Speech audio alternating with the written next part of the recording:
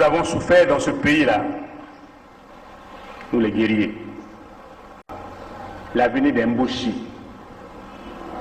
L'avenir d'Mboshi.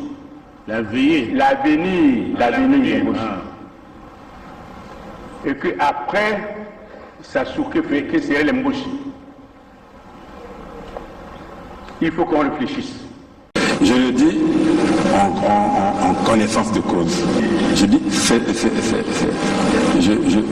Je sais comment nous sommes organisés. Je sais. Vous savez comment l'armée est organisée. J'ai un médecin en bouche. Moi je suis moyen. Vous êtes aussi moyen. Quand je dors la nuit, je vois de n'importe quoi. Les gens avec les saguets et les rapides. Donc, maintenant si vous existez, que je parte, sortez vos symboles traditionnels. Je tiens, vous tenez, et je vais. Sinon, je ne veux plus. Le président m'a regardé. Il n'a pas sorti les symboles traditionnels. Et nous nous sommes séparés. Je suis sorti de son bureau.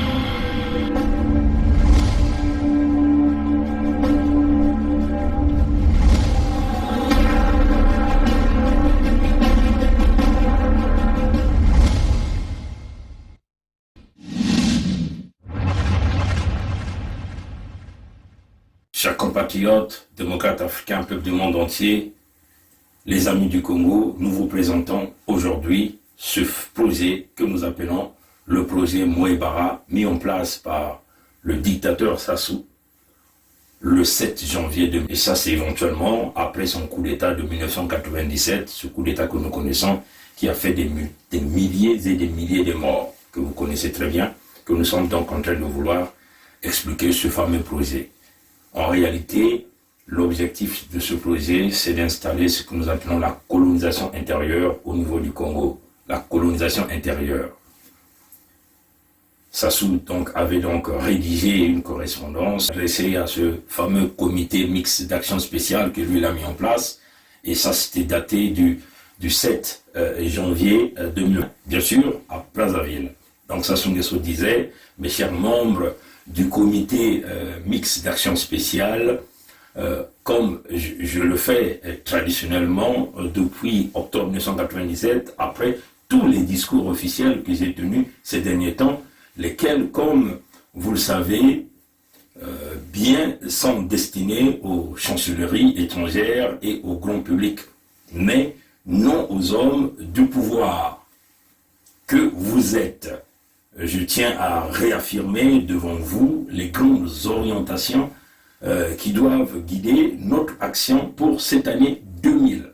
Celle-ci résulte des engagements que nous avons pris ensemble lors de notre première réunion du 10 novembre 1996. Donc vous comprenez bien que le 10 novembre 1996, nous étions là bien avant le coup d'État de Sassou Nguesso de 1997, sur la reprise du pouvoir, sur les techniques de sa consolidation et les moyens de sa pérennisation. Donc apparemment, Sassou disait à ses militaires que le 10 novembre 1996, ils ont tenu une réunion où ils ont mis en place les stratagèmes nécessaires pour reprendre le pouvoir par le biais des armes.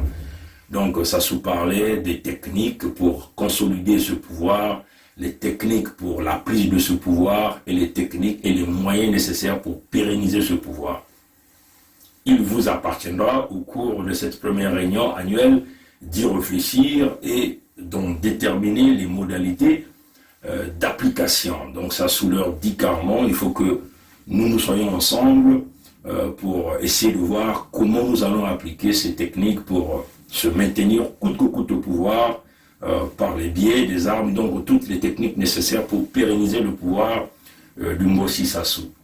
Je dois vous rassurer que les accords signés ça et là s'inscrivent dans le cadre des diversions prévues de notre stratégie. Donc vous comprenez que Sassou pouvait signer ces accords et là, c'est-à-dire que ces fameux accords de paix dont on nous fait miroiter tout le temps, en réalité c'est des techniques de diversion, ce que Sassou est en train d'expliquer à ses hommes. Donc il veut rassurer à ses cobras militaires, donc simplement les Onzimba, ces forces de milices privées, il veut leur rassurer que ne vous inquiétez pas des petites réunions que nous faisons de part et d'autre, des accords que nous faisons, ces fameux accords de paix, des petites réunions dans les départements, oui, ces accords internationaux pour prétendre parler de la paix, en réalité c'est des techniques de diversion.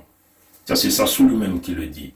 Nécessaire, donc il dit que prévu pour notre stratégie nécessaire, pour notre image, et doivent en aucun cas entamer votre morale. Donc Sassou essaie de leur assurer que ça c'est simplement des techniques, ces accords que nous signons de part et d'autre, ces accords de paix, de tranquillité, on peut simplement dire même les nominations que Sassou Nguesso essaie de faire au sein des populations, par exemple des quarts du Sud.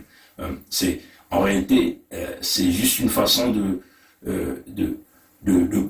protéger en quelque sorte ou de camoufler leur stratégie. C'est une façon simplement de montrer aux yeux du monde entier que ces gens sont prêts pour la paix, pour la sécurité nationale, ainsi de suite. Mais en réalité, ils savent le vrai fond. Et Sassou dit à ces hommes, ne soyez pas paniqués, soyez rassurés, c'est simplement notre technique de diversion. Nous devons continuer de nous appuyer sur la force comme moyen essentiel de la conservation du pouvoir. Vous voyez que ça, c'est des recommandations claires. Nous allons continuer de nous appuyer sur la force comme moyen essentiel de la conservation du pouvoir. Donc vous voyez que les répressions militaires que nous sommes en train de voir, tous ces jeunes qu'on tue dans les prisons, l'arnaque éventuellement, les achats des armes, les recrutements des mercenaires. Vous avez vu les équipes de Kuntamandi Martin, le général Abdoulaye Meskine, le Tchadio centrafricain est là au Congo avec le passeport congolais. Nous avons vu des anciens agents français sont là au Congo avec des passeports diplomatiques. Éventuellement, tout cela fait partie du plan que Sassou Nguesso a mis en place. Donc, vous voyez que c'est la force de la répression. Ce pouvoir ne peut que résister parce qu'il faut maintenir la force, la répression. Au demeurant, je ne peux manquer de vous rendre un vibrant hommage pour les victoires remportées jusqu'à ce jour. Bon, vous comprenez que les victoires remportées jusqu'à ce jour, c'est éventuellement tous ces crimes d'État que nous sommes en train de voir, les massacres, les assassinats, les empoisonnements. Vous voyez que dès qu'au Congo vous poussez un peu, vous êtes empoisonné. Les spécialistes des empoisonnements, c'est éventuellement, ça passe par Okemba Dominique Jean, l'homme qui a brillamment échoué à Saint-Mexan, celui qu'on surnomme Monsieur Saint-Mexan, vous voyez, chers amis. Donc vous voyez que Sassou leur félicite. Vous voyez un peu l'assassinat de Bruno Sebi dans sa maison, sa femme, ses enfants. C'est cela, quand on parle ici, que Sassou félicite ces hommes ici. Vous voyez l'assassinat, les répressions, les tortures infligées à Augustin Kalakala, ou tous ces jeunes que nous sommes en train de voir, ça fait partie des actions que Sassou est en train de remercier ici. Donc dit, malgré un environnement caractérisé par un tintamarre médiatique contre notre régime, avec vous, je reprends, malgré un environnement caractérisé par un tintamarre médiatique contre notre régime, vous avez su appliquer le célèbre précepte de Mao Zedong. Vous avez su appliquer ce célèbre précepte de Mao Zedong. Le pouvoir au bout du fusil. Vous comprenez que là, Sassou Nguesso se présente comme un véritable guerrier. Simplement, il le dit clairement que c'est le pouvoir au bout du fusil. Le pouvoir au bout du fusil. C'est-à-dire qu'il est prêt toutefois de tuer. Voilà pourquoi vous avez vu ce grand génocide qu'ils ont déroulé dans le département du Poul. Éventuellement, pendant 2 ans, ils ont massacré aux armes lourdes de combat militaire. Là, au département du Poul, ils ont violé des enfants, ils ont violé les femmes, ils ont tronçonné les arbres fruitiers, ils ont empoisonné les eaux, et ça s'est fait un génocide à huis clos dont cette fameuse communauté internationale a brillamment fermé les yeux. Et c'est une représentation réelle de la situation du Poul aujourd'hui. Et donc, voilà pourquoi nous sommes en train de dire tout le sud du Congo est balkanisé à cause de cette situation. Vous avez des mercenaires qui sont là, vous avez les milices ethniques, les Nzimba de Sassou, qu'il a envoyés au sud du Congo pour continuer à malmener. Les assassinats de Mademoiselle Merveille Bazonzila, en Kaï, ça fait partie des assassinats éventuellement de notre sœur Cléo Bafoudine Soni là à Brazzaville. Les assassinats à Pointe-Noire, la destruction des hôpitaux, ça fait éventuellement partie de la conservation du pouvoir au bout du fusil. Ce sont les stratagèmes. Nous n'avons pas droit à l'erreur d'analyse. Quand il s'agit de l'Afrique, les Occidentaux ne respectent que la force, tout en prenant le soin de se cacher derrière la reconnaissance des États et non des régimes. Donc vous comprenez que là, ça simple fait, il explique carrément à ces militaires, à ceux qui sont autour de lui, à ces mercenaires, que on ne fait pas l'analyse. Les Occidentaux savent que seule la force qui prime, seule la force qui prime. Et les Occidentaux se cachent toujours la reconnaissance des États et non des régimes. Donc, comme Sassou est au pouvoir, ils vont reconnaître ce Sassou qui est au pouvoir. Mais ils ne vont jamais reconnaître les crimes de Sassou Nguesso tant que ce même Sassou Nguesso continue de pomper le gaz, le pétrole, les matières premières à ces Occidentaux. C'est simplement ce qu'il veut vouloir dire que nous avons ici la couverture des Occidentaux. Les Occidentaux dont on fait état ici, c'est éventuellement la France-Afrique, donc éventuellement c'est le palais d'Élysée qui demeure le support numéro 1 pour le régime dictatorial et criminel de Brazzaville. Parce que c'est ce régime criminel, c'est ce régime, c'est ce même palais de l'Élysée par le biais du feu Jacques Chirac qui a installé ce criminel au pouvoir au Congo. Le slogan « Le pouvoir ou la mort » doit être gravé dans la conscience de chacun de nos hommes. Comprenez bien ça, chers amis. Sassou qui dit « Le pouvoir ou la mort doit être gravé dans la conscience de chacun de nos hommes ». Donc ça veut seulement dire que ces hommes-là, éventuellement ces rituels des Nzimba que nous avons tous vus, l'objectif dans leur tête, c'est où on conserve le pouvoir du Moshi Sassou, donc le pouvoir au nord, derrière le parc du Nord, ou encore on doit mourir pour ce pouvoir-là. Donc en réalité, les jeunes du Nord sont devenus en réalité des cobayes pour conserver le pouvoir du fils Mboshi. Mais là, il faut encore expliquer que ce pouvoir-là ne profite pas à tous ces jeunes. Ça ne profite vraiment beaucoup plus à l'entourage de Sassou, ses enfants, sa famille et les gens qui lui sont très proches. On en a vu beaucoup de jeunes cobras, ceux qui se disaient des guerriers.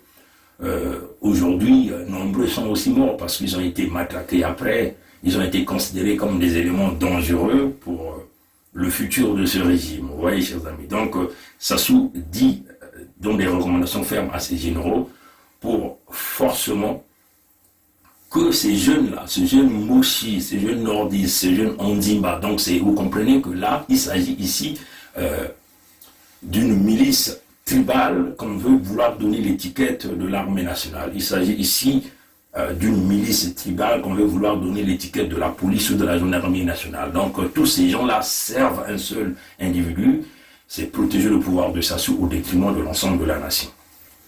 Et c'est voilà pourquoi nous sommes en train de parler ici et qu'il faut que nous passions par une résolution des Nations Unies pour mettre à plat ces forces armées congolaises dans le contexte du manifeste pour la libération du Congo que nous avons mis en place, qui éventuellement a émis beaucoup de propositions pour sortir le Congo de cette difficulté. Je ne vous le rappellerai jamais assez que le retour de la paix signifie la perte de notre pouvoir. Vous comprenez que tant que le régime de Sassou est là, il n'y aura jamais la paix au Congo. Et lui-même, il le dit, je ne vous le rappellerai jamais assez que le retour de la paix signifie la perte de notre pouvoir. Ça signifie que tant que ce type demeure en vie, tant que ce système demeure là, il n'y aura jamais la paix au Congo. Il n'y aura jamais la construction du Congo. La paix ne signifie pas simplement l'absence de guerre, l'absence du crépitement des armes, mais c'est aussi la construction du pays, c'est aussi les hôpitaux, c'est aussi l'éducation, le transport, le bon vivre, c'est aussi les emplois, c'est aussi le paiement des salaires, le paiement des pensions, le paiement des bourses des étudiants. Vous voyez que tant que cet individu est là, cette paix ne verra jamais le jour. La paix signifie aussi la distribution d'eau pour les citoyens, la distribution d'électricité. La paix, c'est tout, c'est-à-dire que les opérateurs économiques continuent à exercer, vous avez des partenaires économiques du Congo qui viennent pour investir et tout un chacun de nous fait du business, ça fait avancer le pays. Donc tant que cet individu est là, ça ne marchera jamais. Vous voyez que la paix signifie aussi la gestion de la chose publique, c'est-à-dire qu'il faut contrôler les finances publiques, il faut qu'il y ait la transparence. Tant que cet individu sera là, que nous appelons le fils Mboshi Sassou Nguesso, ça, il n'y en aura jamais. Voilà pourquoi nous devons nous battre corps et âme pour mettre hors d'état de nuire ce reptilien de la mauvaise espèce qui a mis le Congo dans une situation compliquée. Et Sassou continuait, il disait, vous réalisez à présent à quel point l'arsenal militaire de l'Angola nous est précieux. Bon, là vous comprenez que l'arsenal militaire de l'Angola, c'est ça qui a installé Sassou Nguesso et son régime au pouvoir. Parce que les Français ont appuyé militairement Sassou, ils ont demandé aux militaires de la sous-région aussi d'accompagner et d'appuyer Sassou dans ce système-là. Et c'est ce que nous avons tous vu avec les forces angolaises. Donc Sassou l'a dit, en réalité il veut simplement dire à ses hommes que vous avez vu que l'Angola était hyper armé et ce sont ces armes-là qui nous a permis de s'installer au pouvoir. Ça veut seulement dire que nous aussi, nous devons nous s'armer au même niveau que l'Angola pour continuer à maintenir ce pouvoir-là. Donc, éventuellement, dépenser des tonnes, des millions, des milliards de contribuables congolais dans les achats des armes qui ne servira pas, éventuellement, l'ensemble du peuple, mais simplement un intérêt particulier de Sassou. Peu importe, politiquement, nous ne représentions que 15% de la population. Vous comprenez ça, chers amis? C'est-à-dire que, oui, les nordistes ne représentent que 15% de la population. Donc, il faut des armes pour se maintenir au pouvoir. Et même là, ils ont introduit le concept de vouloir renverser la tendance de la population. Donc, l'extermination des populations au sud du Congo. Voilà pourquoi nous sommes venus dans le contexte du manifeste de la libération du Congo et aussi dans le projet que nous avons mis en place de ce que nous avons appelé l'unité du Sud. C'est une action humanitaire. Vous comprenez bien que l'unité du Sud, c'est éventuellement pour empêcher que Sassou puisse réduire les populations du Sud. Donc on protège les populations, on protège les terres qui sont vendues et on protège les ressources naturelles, c'est parce qu'on nous tue à cause de ces ressources naturelles. Donc voilà pourquoi au Sud, forcément, il faut qu'il y ait une forte unité pour se préserver contre une forme de guérilla ou de rébellion qui prend la forme de l'État, mais en réalité qui n'est que l'ethnie qui veut vouloir dominer. Et d'ailleurs, ce que nous avons appelé c'est le retour de la colonisation intérieure au Congo. Comprenez bien que ça collabore bien. Le peuple n'est ni plus ni moins qu'un bouclier dont il faut se servir habituellement. Vous comprenez que oui, le peuple du Nord demeure sous l'influence de Sassou. Personne ne parle au Nord. Le cas général Mokoko emprisonné, nous ne savons même pas s'il est en vie. Nous ne savons pas si Okombi et le général Mokoko, tous ces individus sont en vie. Comprenez, chers amis. Donc, le peuple est toujours pris comme le bouclier. Quand il s'agit de vouloir pérenniser le pouvoir, on utilise des individus, comme par exemple la guerre de Poule, on a utilisé ce fameux pasteur que vous appelez Ntoumi, donc encore là, le peuple est plus comme bouclier, donc le peuple est plus comme victime, et il continue d'avancer. On essaie de changer la mentalité des gens par des crimes, des crimes de grande envergure que ce régime a mis en place. L'essentiel est d'avoir la force militaire de notre côté. Là encore, vous comprenez que aujourd'hui, ce que vous appelez les forces nationales, les forces armées congolaises, que nous appelons la Gestapo veut dire Ngeso, donc Gestapo, qui éventuellement représente 99% des Moshi, donc c'est une armée tribale. Donc voilà pourquoi nous avons parlé par le biais de la résolution des Nations Unies pour éradiquer ces forces rebelles, tribalistes qui sont là au pouvoir au Congo. C'est ça le véritable problème. Si vous voulez la paix retour au Congo, le retour de la paix au Congo signifie mettre à plat ces forces ethniques que Sassou Nguesso a mis en place au Congo. Nos 2 ans de règne contre la volonté de la majorité du pays et d'une bonne partie de l'opinion internationale en sont la preuve. Bon, là encore, vous pouvez comprendre qu'ils sont maintenus là jusqu'à aujourd'hui, c'est parce qu'ils ont les forces militaires. Éventuellement, ils ont des accords militaires aussi avec la France. Donc la France joue un rôle important pour pouvoir aider ce régime aussi à s'armer et à mener ses répressions. La preuve en est que tout le génocide n'a jamais été dénoncé par les Français. Mais ils sont là, ils savent que le génocide se déroule au Congo, mais personne ne peut dire un mot. Le maintien de l'état de guerre à l'instar de l'Angola.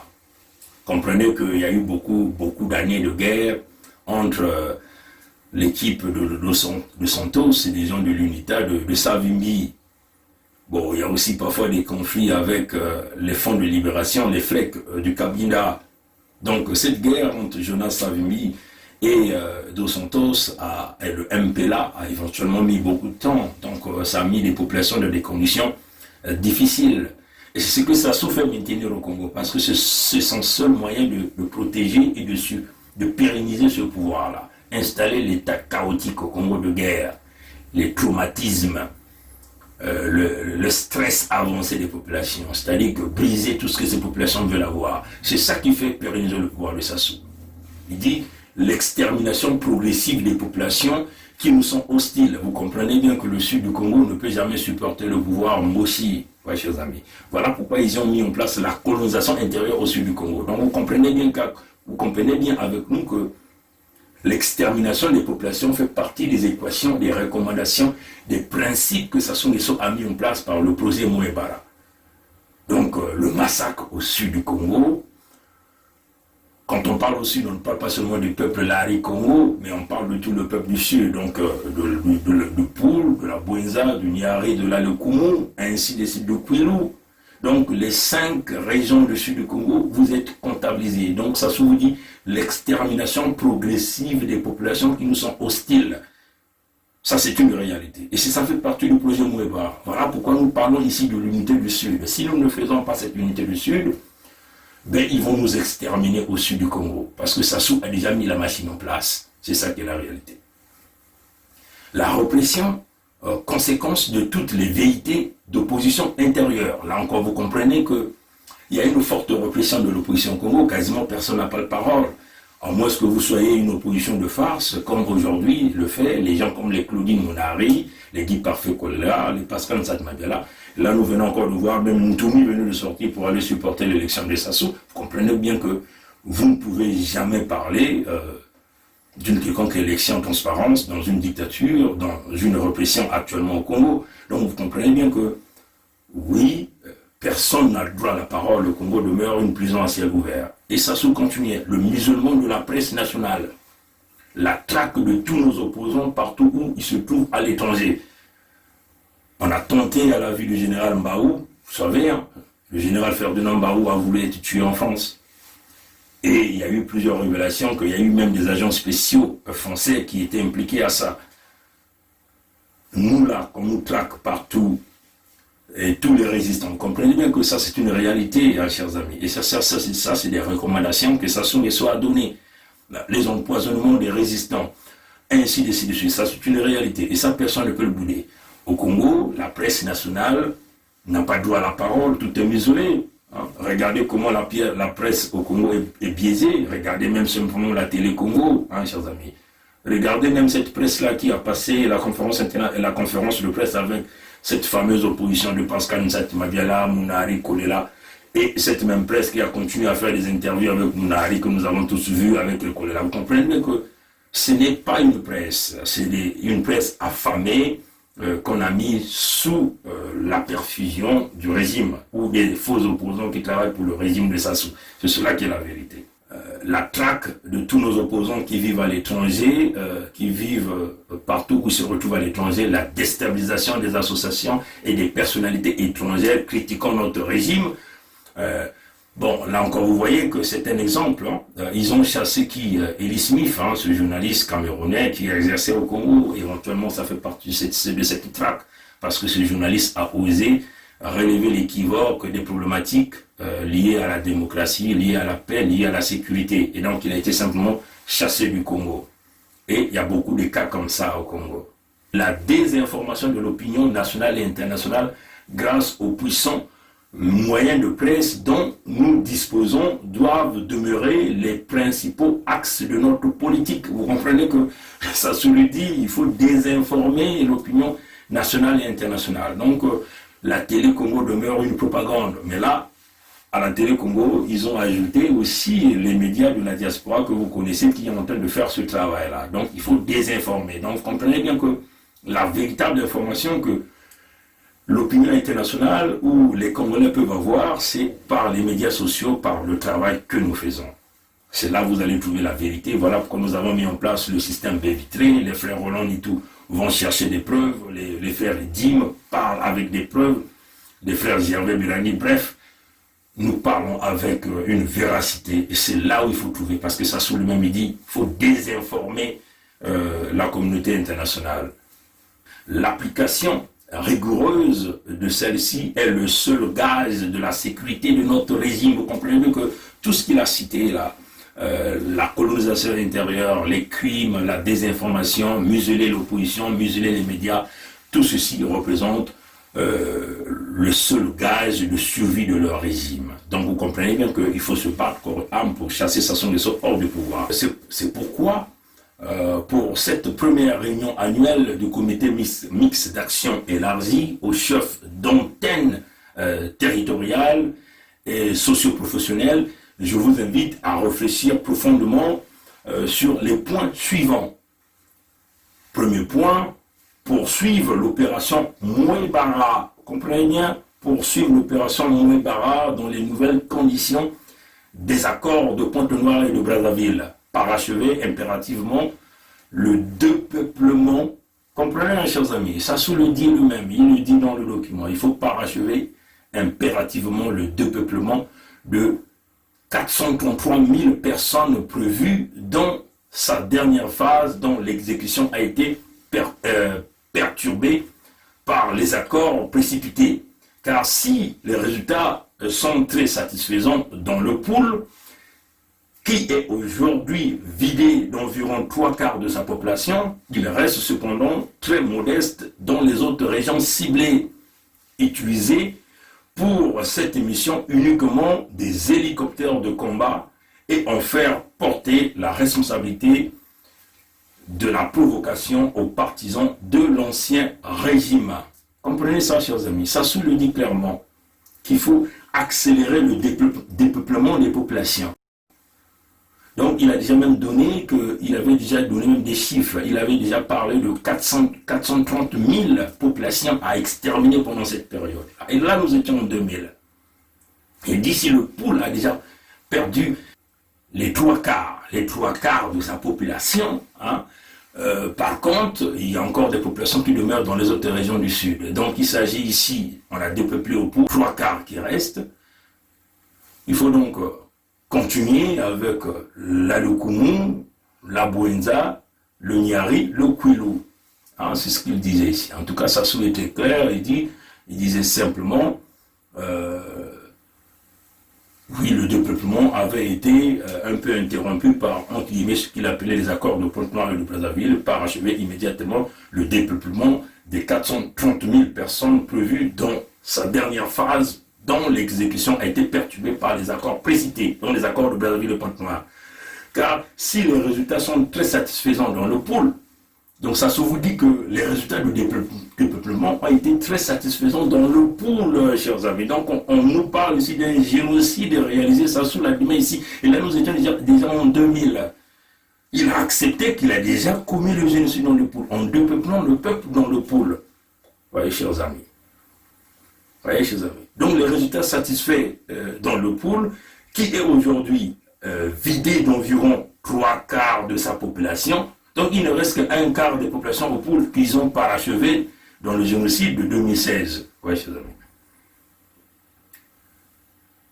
Voilà, 3/4 de sa population. Il reste cependant très modeste pour les autres régions ciblées, utilisées pour cette mission unique des hélicoptères de combat et en faire porter la responsabilité de la provocation aux partisans de l'ancien régime. Donc vous voyez que là, Sassou donne des recommandations pour utiliser des hélicoptères. Parce qu'on se souvient qu'on nous a dit que dans la Lekoumou, dans la Bunza, dans le Niari, même dans le Kwilu, ils ont mis des logos de la Croix-Rouge sur les hélicoptères. Et quand les populations pensaient que c'était la Croix-Rouge, les populations sortaient et Sassou se mettait à les mitrailler. Donc vous voyez, là, Sassou dit, le pôle, les résultats c'est bon, il reste un quart des populations, les 3/4 sont déjà partis, mais continuez encore dans les autres départements, utiliser les hélicoptères et endosser la responsabilité de la provocation aux anciens dirigeants, enfin les membres du pouvoir de l'Issouba, ceux qui ont géré le pays avec l'Issouba. Ouais, ça sont les recommandations de Sassou Nguesso.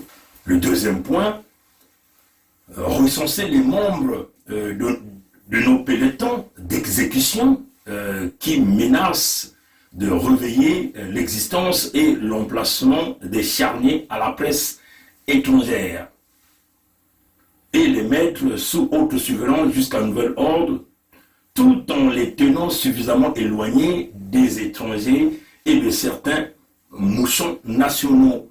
Donc vous comprenez ici, hein, c'est-à-dire que cela, Sassou indexe même les gens de ses propres rangs, hein, les gens dans ses propres rangs qui veulent en réalité vendre la mèche en expliquant à la presse internationale que, bon, écoutez, à tel endroit nous avons des charniers, là on a massacré beaucoup de monde et on a mis les gens dans les fosses communes.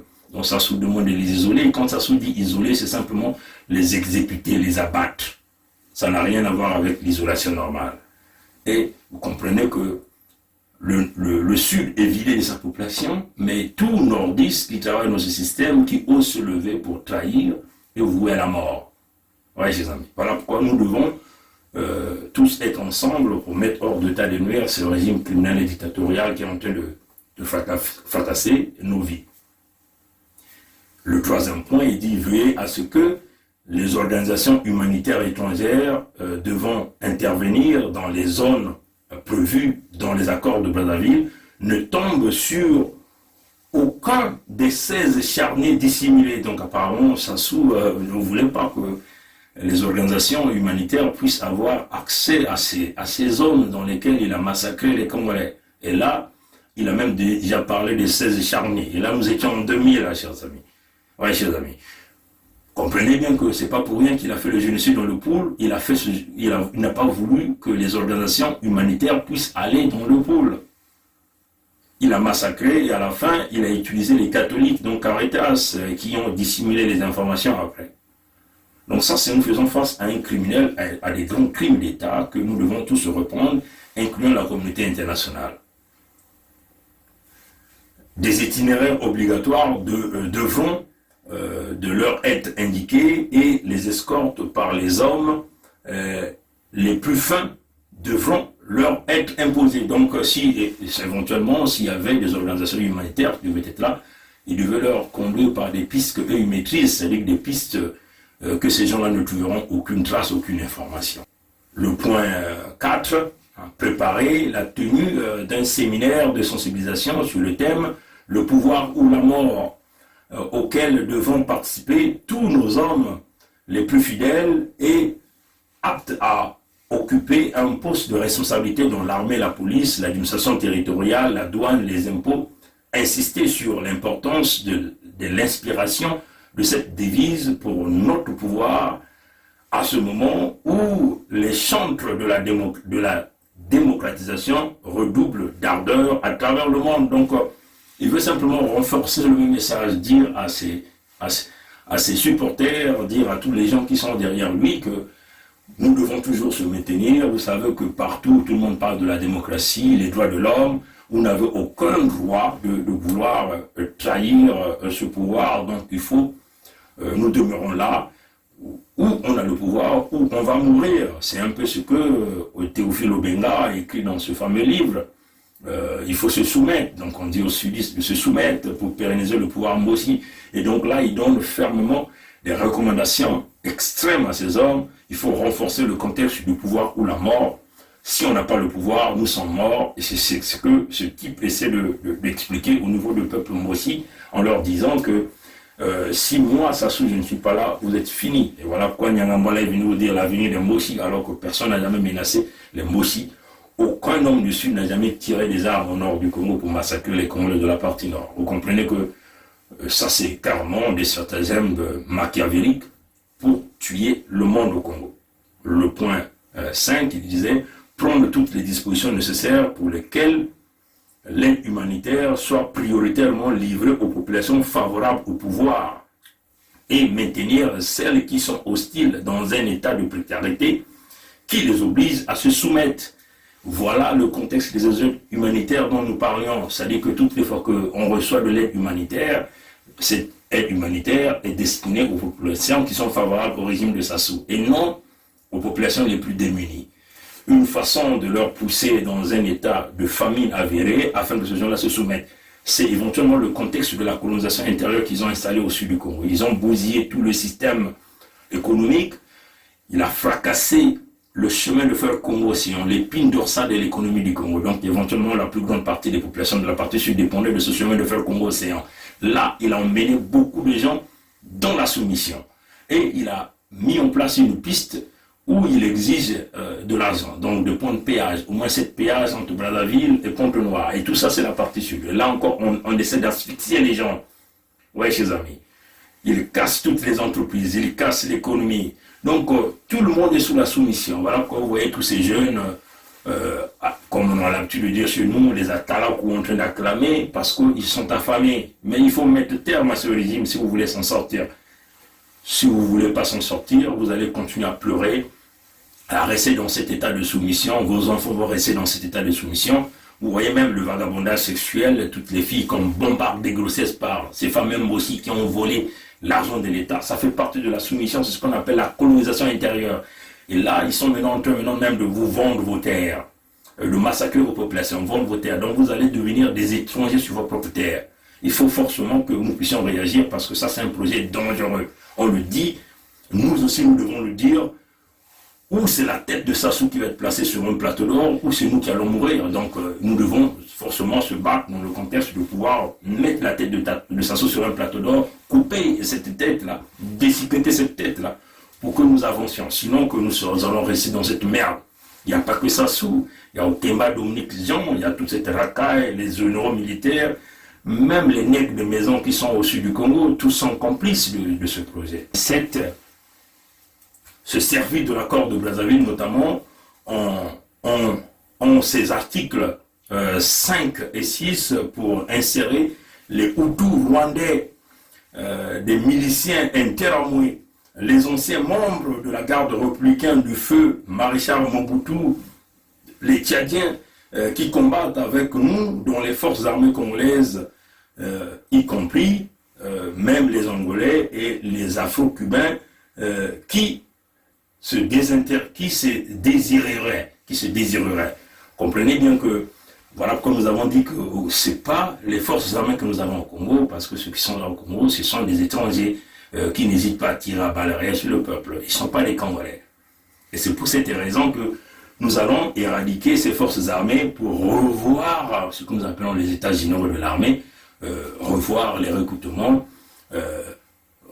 réengager certains par la probité morale, par les aptitudes physiques et par l'intelligence. Donc, ceux qui ne sont pas les criminels éventuellement seront exclus, les étrangers seront exclus.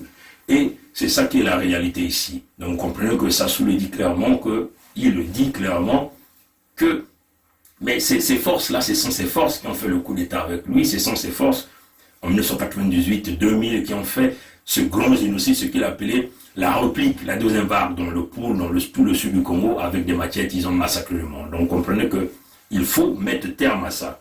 Le point 7, il disait, interdire strictement la délivrance des passeports nationaux à tout ressortissant du Sud et aux nordistes qui refusent de se rallier afin d'empêcher leur sortie à l'étranger où ils se transforment en témoins à charge contre nous auprès des organisations de défense des droits de l'homme et des tribunaux. Donc, vous comprenez que il a dit clairement, les sudistes n'ont pas droit au passeport, les nordistes qui sont acquis à la cause des sudistes n'ont pas droit aussi au passeport parce que ces gens-là vont devenir des témoins pour charger ces mêmes régimes. Vous comprenez? Donc, c'est une organisation criminelle, une mafia qui est là. C'est clair, il va falloir que nous nous battions pour mettre hors d'état de nuire. Quand on parle ici des sudistes, il ne s'agit pas simplement des Lari, des Congo. On parle des sudistes, donc les 5 régions du sud. On parle de la Bwenza, de la Lukumu, du Niari, du Kwilu, du Poul. Donc, même les Moshi qui veulent un peu nous aider, eux aussi sont mis en danger par ce régime. Et donc, ils sont obligés de fermer la bouche dans le pacte du Nord. Voilà pourquoi l'unité du Sud doit forcément imposer parce que c'est la survie de nos populations. Au point 8, il disait renforcer les réseaux de l'étranger afin de mieux traquer les opposants et de déstabiliser efficacement les organisations hostiles à notre pouvoir. Donc éventuellement, nous sommes traqués, nous sommes cherchés, les tentatives de nos assassinats, les violences dont nous sommes victimes, c'est la réalité et ça sous-donne les recommandations. Donc, quelque part, les pays d'accueil, là où nous sommes, doivent forcément prendre connaissance de ce document et de continuer de renforcer leur protection sur nous. Bon, au point 9, organiser l'exécution des détenus politiques se trouvant encore dans nos geôles et en faire porter le chapeau aux éléments incontrôlés. Vous comprenez, chers amis? Donc, éventuellement, Ntsuru qui a été assassiné, par exemple, détenu politique, Ntsuru qui était dans leur camp, mais qu'on a fait taire parce qu'il voulait commencer à parler, ça fait partie de cette recommandation. Tous ces jeunes qu'on torture dans les geôles de Sassou, ça fait partie de cette recommandation. Le général Mokoko, que nous pensons que ce type n'est plus en vie, n'est plus en vie parce qu'il n'y a aucune preuve qui démontre que ce général Mokoko est en vie. Okomi Salissa, il n'y a aucune preuve qui démontre que Okomi Salissa est en vie. Et tous ces jeunes qu'on tue, souvenez-vous des 570 corps qui sont allés enterrés dans les fosses communes dont on a retiré les organes. Comprenez, chers amis. Donc ça fait partie de ces opérations. Et on fait porter la responsabilité aux agents incontrôlés. Les tortures infligées à Augustin Kalakala, qui aujourd'hui est décédé à cause de ça. Maître Ambroise Malonga. Ils sont nombreux comme ça, ouais, chers amis. Ça fait partie de ce projet, de cette recommandation, qu'on dit que c'est fait partie des éléments incontrôlés. Et le tout dernier point, il disait réaliser coûte que coûte au cours de l'année un référendum et empêcher par tous les moyens le retour des exilés politiques influents. Donc, comprenez que nous ne pouvons pas rentrer au Congo dès que nous sommes dans l'avion. Des jeunes nous attendent à pied de l'avion pour nous couper la tête. Donc forcément, il faut chasser Sassou Nguesso au pouvoir par tous les moyens. L'équilibre de forces militaires, les drones qui peuvent faire tout ce travail, raser tout le système. Et à la fin, il dit, je reste à l'écoute de vos remarques et suggestions. Vous voyez? Et ça, c'était signé par Sassou Nguesso. C'est encore signé par le général d'armée Sassou Nguesso, selon sa correspondance du 7 janvier 2000, ce qu'il avait adressé au comité